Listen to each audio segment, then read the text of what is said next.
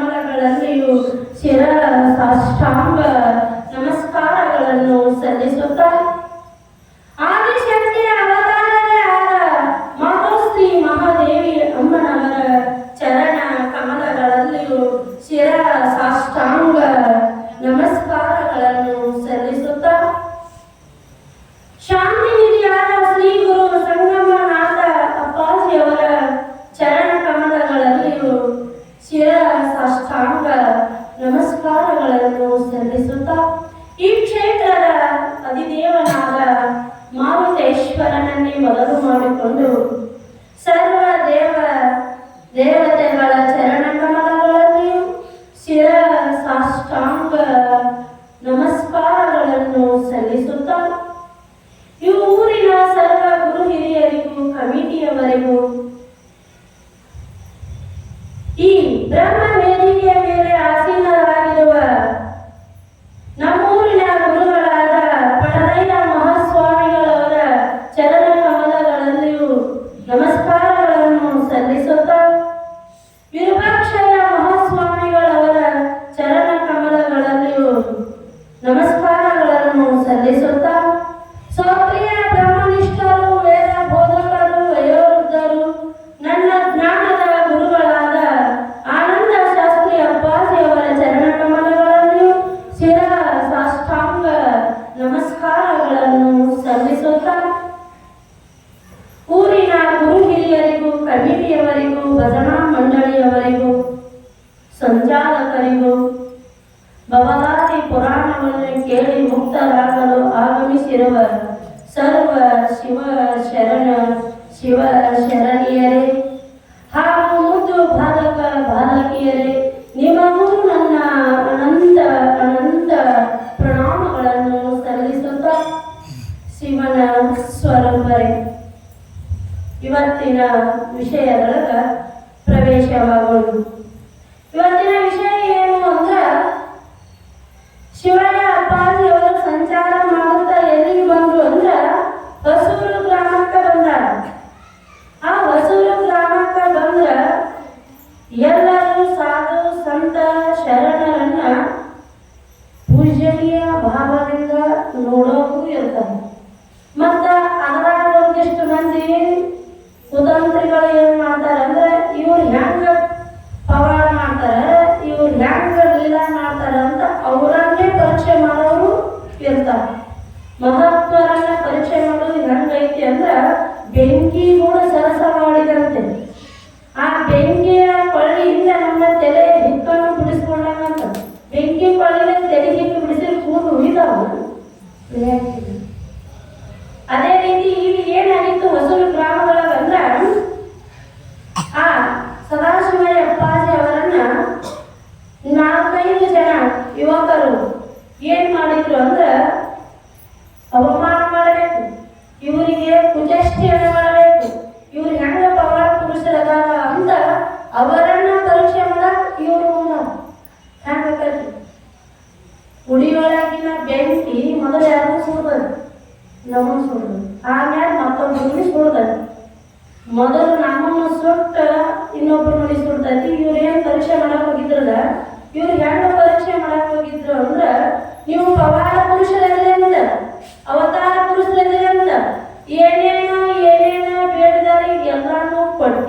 ಕೊಡ್ತಾರ, ಮತ್ತು ನಮಗೂ ಬೇಡಿದ ಫಲಗಳನ್ನು ಕೊಡ್ತೀರೇನು ಅಂತ ಕೇಳಿದ್ರು.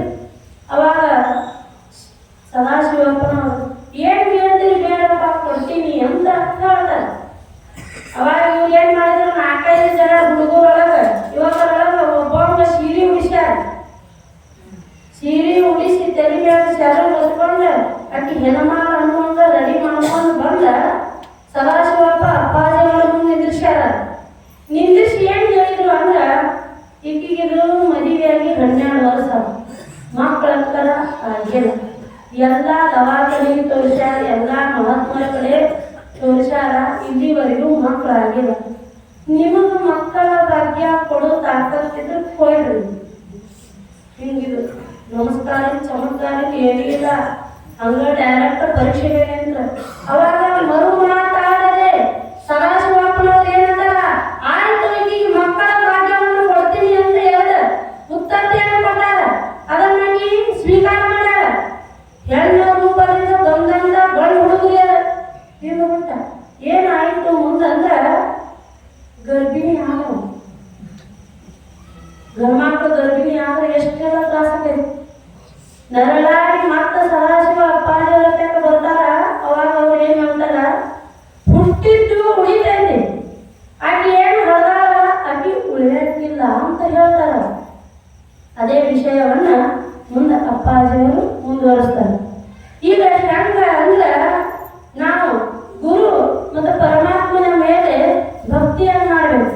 ಭಕ್ತಿ ಮಾಡಲಿಲ್ಲ ಅಂದ್ರೆ ನಮದು ಏನು ಸಾಹಸಾಕ ಬರಂಗಿಲ್ಲ. ನಂಬು ನಂಬಲೆ ಮನವೇ ಹಂಬಲಿಸಲು ನಂಬಿಕೆಗೆ ಕಾರಣನು ಸಾಂಬನೊಲಿಯ. ನಂಬು ನಂಬಲೆ ಮನವೇ ಎಂಬರು ಹೊರಗಿನ ಮನಸ್ಸು ನಂಬಬೇಕ್ರಿ, ಹೊರಗಿನ ಡೆಕೋರೇಷನ್ ಅಲ್ಲ. ಸಿಸ್ಟಮ್ 3 ಬಳಿ ವಿಭತ್ತಿ ಹಚ್ಕೊಂಡು ಒಂದು ಎದ್ದು ಬೇಕಾದ್ರೆ ಕೈಯಾಗ ಲಿಂಗ ಹಿಡ್ಕೊಂಡು ಓಂ ಶಿವಾಯ ಅನ್ನೋದು ಅಲ್ಲ. ನಂಬು ನಂಬಲೆ ಮನವೇ ಹಂಬಲಿಸಲು ನಂಬಿಕೆಗೆ ಕಾರಣನು ಸಾಂಬ ಒಲಿಯುವುದಕ್ಕೆ ಅಲ್ಲ.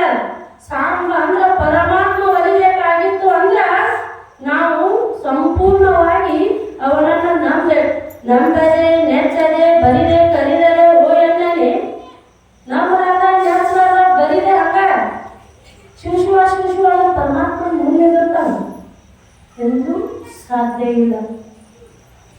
ಇಲ್ಲಿ ಏನಾಗಿತ್ತು ಅಂದ್ರ, ರಾಧಾ ಮತ್ತು ಶ್ರೀಕೃಷ್ಣ ಪರಮಾತ್ಮನ ಪ್ರೇಮ ಸಂಬಂಧ ಹೆಂಗಿತ್ತು ಅಂದ್ರ, ಅದು ಜನ್ಮ ಜನ್ಮದ ಸಂಬಂಧ ಇತ್ತು. ಯಾರಾದರೂ ಯಾರಂಗ ಪ್ರೀತಿ ಮಾಡಬೇಕು ಅಂದ್ರ ರಾಧಾ ಕೃಷ್ಣರಂಗ ಪ್ರೀತಿ ಮಾಡಬೇಕು ಅಂತ ಈಗೂ ಹೇಳ್ತಾರೆ. ಯಾಕ ಅಂದ್ರ ಕೃಷ್ಣಾವತಾರ